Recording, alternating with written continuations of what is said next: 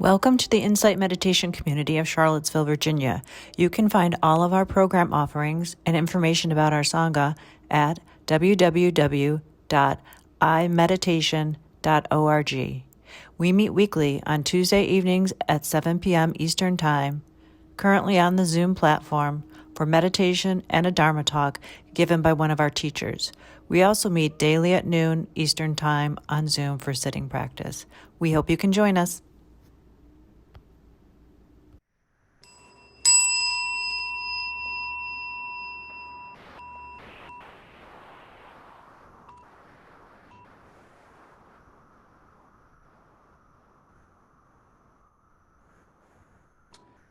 So welcome back, everyone. Thank you for joining us tonight. As many of you know, I've been doing a series of talks over the last year or so on the practical Dharma. The Buddha gave us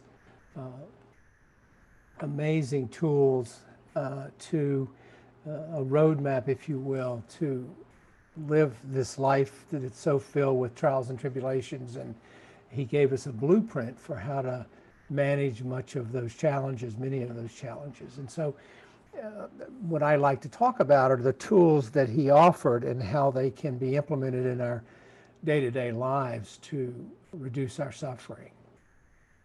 So this is the second of a two-part talk on the cultivation of patience.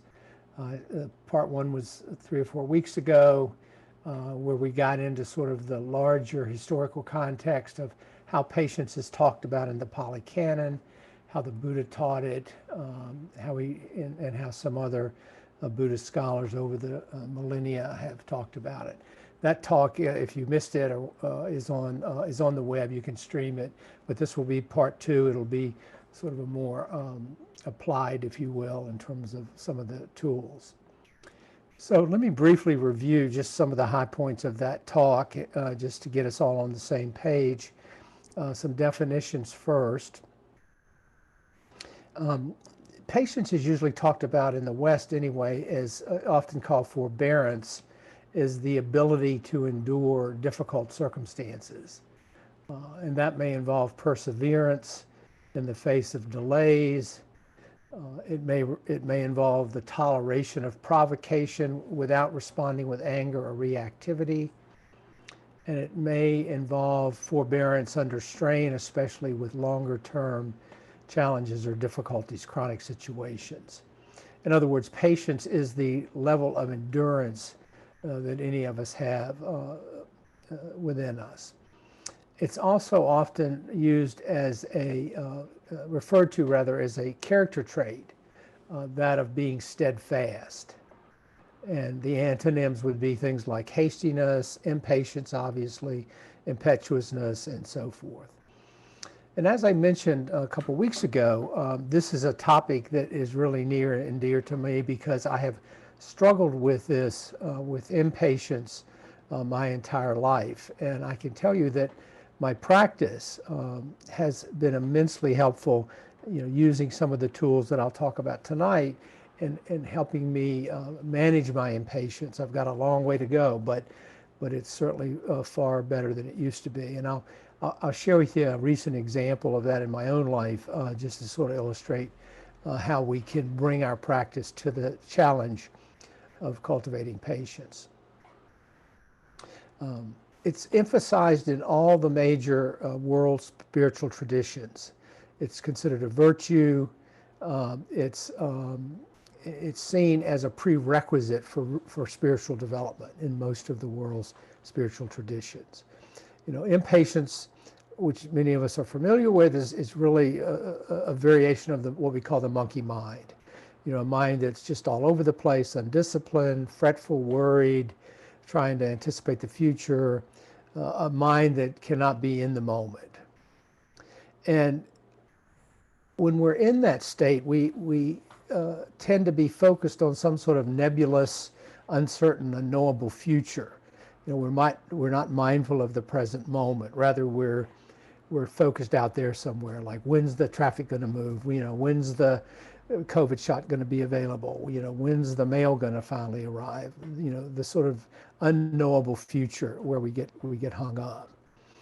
And And that mental state that we cultivate with patience is focused in the moment. We can see the opportunities in the moment, engage them in a positive way. It's not constantly projecting in this nebulous way into the uncertain future. So in Buddhism, as you recall, patience is the sixth of the 10 perfections that the Buddha taught, the so-called paramis in Pali. It's the Pali word for patience is khanti, Khanti. And the Buddha talked about the paramis as those qualities that a bodhisattva trains in and practices to realize enlightenment. Now, as I spoke last time, the Buddhist definition of patience, the Buddhist concept of patience, differs somewhat from the way we typically use it in the West, in English.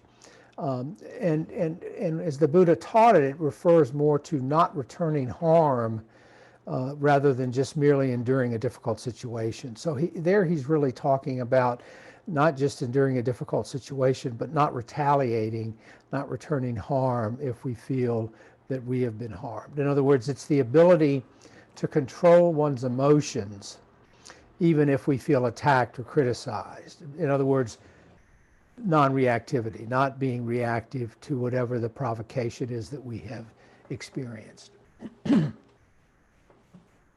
So let me digress just for a moment and talk a little bit about practical dharma, and then and how patience sort of fits into that, and we'll come back to patience in a few minutes. Someone once said or wrote, I can't remember, that what if you're very neurotic but achieve enlightenment, and the response, sort of tongue-in-cheek, was, you have an enlightened neurotic. In other words, we can sit on our cushion faithfully for years, but if we don't specifically and with intention address the dysfunctional aspects of our lives, not much is really going to change. And most of us live very busy lives. We're constantly multitasking. It's all we can do to work in a daily practice. So it really does require commitment and intention. We barely have time to do our daily practice, remain mindful of the teachings, and try to remain in the present moment, much less sort of focus on the more esoteric aspects of Buddhism. Just sitting and not having an intention to really bring the practice into our daily lives, again, what I call practical dharma, will not change our dysfunctional patterns unless we bring the practice to those dysfunctional patterns. I'm a pragmatist. I want to know what works. I want to know how it works. I want to apply it. And that's one of the main things that drew me to Buddhism, the pragmatism of it. That the Buddha offers specific prescriptions, as I said earlier, a roadmap for how to reduce our suffering and live more joyfully in the gift that this life is for each of us. Sharon talked recently, and I've known of as well, long-term practitioners, some well-known teachers over time and recently, who have meditated for years and studied the Dharma deeply, but just can't make their lives work, can't make their relationships work. They've had a series of failed relationships. They've had a series of misconduct because despite their committed practice and the depth of their Dharma study, they fail to address the dysfunctional patterns in their own lives, and those get acted out in destructive and harmful ways. So what I'm saying there is, in terms of sort of this pitch for practical dharma, is that if we fail to recognize and fail to address with intention those unskilled ego needs, those problems with intimacy, that emotional reactivity, we will continue to suffer, as will those around us. It spreads. Going back to Sharon's recent talk, she spoke of people who, with years of practice, as I just said, remain dysfunctional in their lives. And this it's not, sadly, not an uncommon phenomenon. When I was in practice, I would often see people in psychotherapy who develop deep insights into their dysfunction, but they never apply them outside of the office. They never turn them into action, into changing the pattern of dysfunction. They fully understood their dysfunctions, but weren't able to use that knowledge to alleviate their own suffering or those around them. And so if we don't use the insights that we develop on the cushion to inform our efforts off the cushion, what are we achieving? What are we achieving other than perhaps stress reduction? Now, all that said, Buddhist practice is no quick fix. It is effortful, it requires intention, and it requires a strong commitment. And most of us, we Americans, we want instant gratification, we want instant transformation. We are, as a culture, impatient. We are an impatient culture. And I think, and I don't think it's widely disputed, that technology and social media have only made this problem worse. It's only made us more impatient as a culture. Hurry up, hurry up, hurry up. And Buddhism is not, is the antithesis of that. It is not that path. But there is no quick fix to the struggles we face in our lives. Anybody that tells you that this weekend workshop or this approach or this thing is the answer to all your woes and all your dysfunction is sadly misleading you. There is no quick fix. Life is an uphill climb, and I think the Buddha offered some of the best tools for meeting those challenges.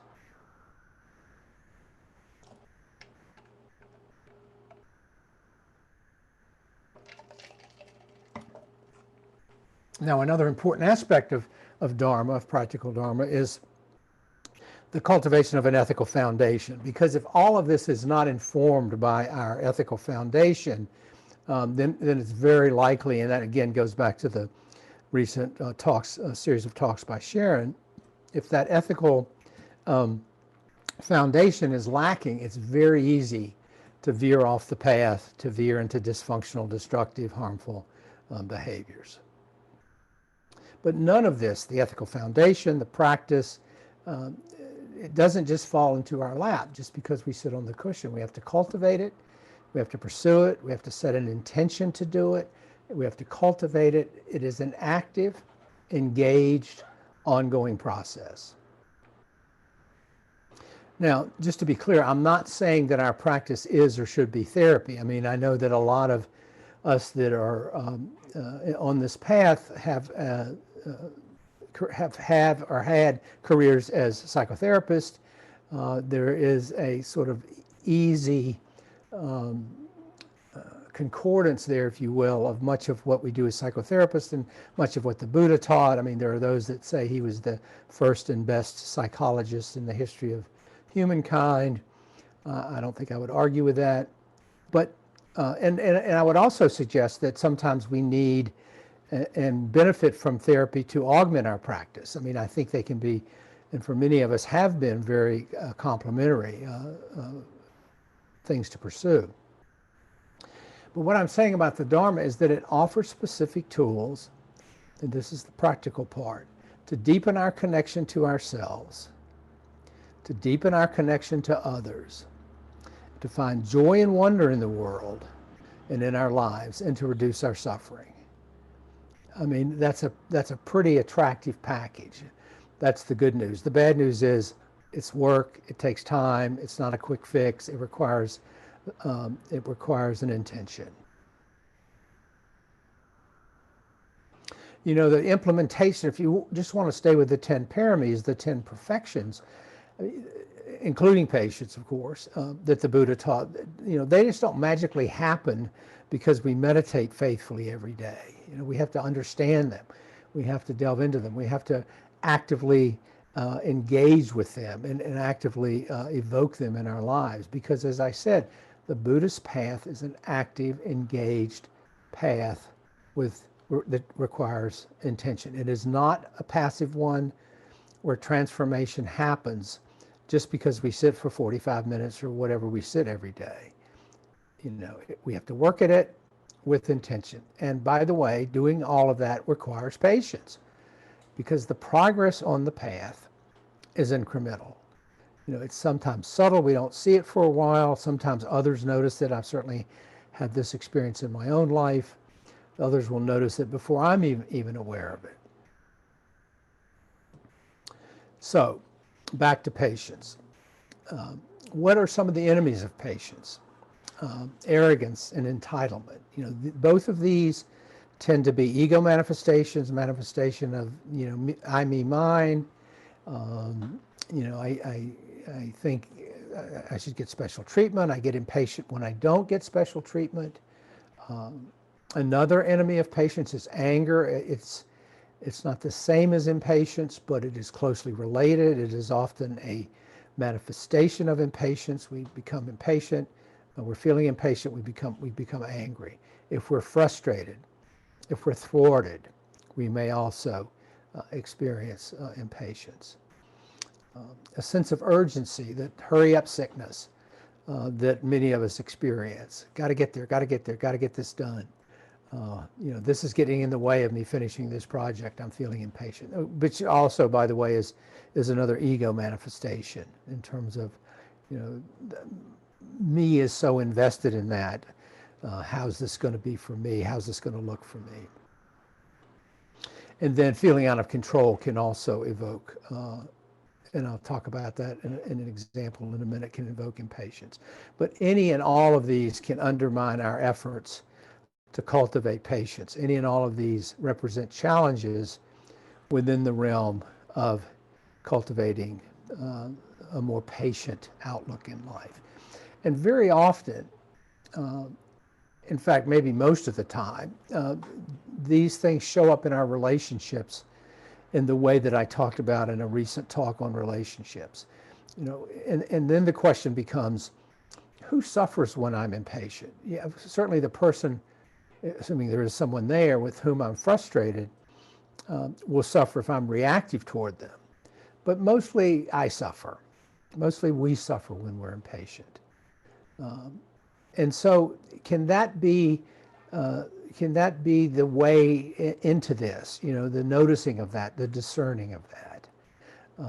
I'm suffering, I'm feeling impatient. Can we use that as a teacher? Recently, I had an experience about 10 days ago that really challenged my patience. So about 2 weeks ago, actually, a little over 2 weeks ago, we adopted a second rescue dog. Our first one we've had her 3 years. We got her when she was 4. She's over most of her early trauma. They were both from pretty bad kennel situations, breeding farms. And so this new dog is a 5-year-old female from a breeder over in the valley. She was retired from breeding. They bred her. She'd had 5 litters in 5 years, which is way too much. She came to us emaciated from having recently had and nursed 10 puppies. She's very high anxiety, which is not uncommon in rescues. She really has signs of dog PTSD, heightened startle response, very hypervigilant, anxious. Part of it is she lived her whole life in a cage in a kennel in a rural setting, had never been a pet. She'd been basically a breeding stock. So when she got here, and we lived downtown, and I would take her out, and she'd be easily startled and spooked by cars, by noises, by city life in general. I mean, she was literally the deer in headlights, very, very skittish. So on the second morning she was here, this is 48 hours after I got her on that Sunday, I was taking her out for her morning walk, and as I crossed the street, I stumbled a bit, and a car came by, and she got spooked, and she lunged, and she pulled the leash out of my hand. It all happened just in the wink of an eye, and she just shot off like a rocket, and dragging the leash behind her, and she was gone. I didn't even see where she went. She was flying. So Kay and I spent that day driving around, walking around, calling her name, looking for her, put it on social media, made posters and put it up, called the SPCA, did everything that I could think to do. 48 hours went by, no news. And then on the second full day, that Thursday morning, I get a call from the microchip company. The breeder had, in fact, microchipped her. And a man had found her, called the chip company, which was on her collar, and they called me, gave me his number.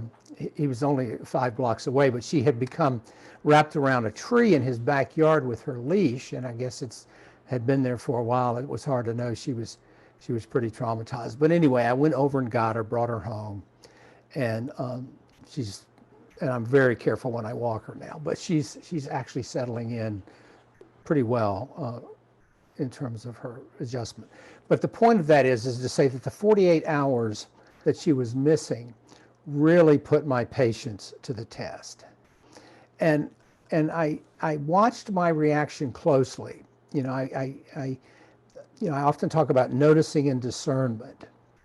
And I was just sort of paying attention to what was arising and feeling a range of emotions: worry, sadness, anxiety about her well-being. Was she going to be okay? Uncertainty, which was the hardest part. That uncertainty thing is really a challenge for most of us. And it's important to note that the Buddha never promised us that freedom from suffering. He promised us a reduction in suffering. So it wasn't as though this practice, even if I was way further along than I am, would have meant that I wouldn't have felt worried and anxious and sad. I mean, this is part of the human journey, right? All normal emotions under the circumstances. But the good news was that, and this was not so much with intention, I think, just the cumulative effects of practice, was that I was mostly able to avoid the so-called second arrow emotions: feeling impatient, blaming myself, blaming the leash, blaming the breeder, chastising myself, feeling angry. That stuff just wasn't coming up. And I would say to myself, tip of the hat to Sharon, it's like this now. This is what's coming up. It's like this now. I'm feeling sad. I'm feeling worried. I'm worried about her well-being. But it wasn't as though, all appropriate emotions to the situation, and I was able to be with those. And I suffered for 48 hours. But there was, built into that was a certain attitude of acceptance that helped me have some sense of patience about riding this thing out, that I was doing all I could do. And beyond that, I had no control. I just had to let go of any sense that there was more I could do and that I could control the outcome. And that recognizing that and watching that as it came up really helped me not feel impatient, not feel frustrated, angry, upset with myself. Oh, this is the worst thing that could happen, et cetera, et cetera, et cetera. So it's that sense that life gives us every day, sometimes in very small ways. This was a little bigger for me, opportunities to apply the Dharma, to bring it into our lives, to use it when we're in a situation. It's fine to talk about it theoretically. It's fine to sit on the cushion, but when the chips are down, that's when we really see the fruits of our practice. That's it's like we're putting money in the bank for that rainy day, with the practice.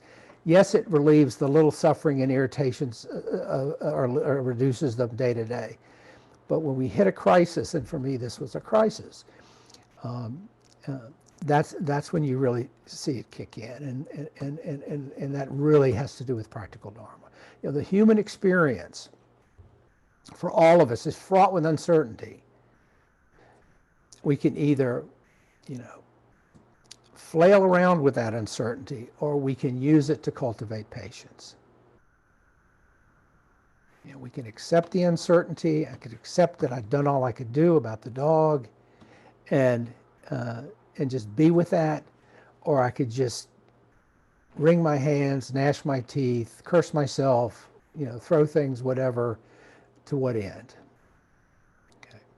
Because one of the really beautiful things about patience and cultivating is that the more we do it, the more it develops. It sort of builds on itself. Okay. In other words, it becomes cumulative. Now, a key practice for cultivating patience is that pause. So we notice with discernment that impatience or frustration or whatever's coming up. We notice it, that we take the pause, and then that's when we can begin to step back from that reactivity, step back from that second arrow, if you will. But we have to be aware when impatience is arising. I mean, I would argue that that is half the battle. Then invoke the pause. And what that does is create space for patience and acceptance to arise. And that was my experience the other week. You know, there was a letting go of the sense that I could control it or do more, or should be doing better, could be doing better, whatever. In other words, letting go of whatever it is that we're experiencing or holding on to that is feeding our impatience. You know, all the tools of our practice, all of the practices of the Eightfold Path, either directly or indirectly, involve the cultivation of patience. As I said in my last talk, I would suggest to you that the cultivation of patience is foundational to the rest of our practice. You know, patient people, by the way, are happier people if you think about it. I mean, I'm certainly happier when I'm able to feel patient about something. It's really that simple. You know, it really helps move us out of that state of frustration and anger and wheel spinning. All right. Well, let me just close with a brief quote from Alan Locos, the Dharma teacher, who talks about this topic. He says, quote, "The emergence of greater patience is the gift we receive each time we're victorious in even the smallest bout with ill will, annoyance, and irritation. The emergence of greater patience is the gift we receive each time we're victorious in even the smallest bout with ill will, annoyance, and irritation." So, thank you very much for your time and attention. Always a pleasure to be with you, and blessings to everyone. And we will see you either back next Tuesday or at noon. So have a good evening.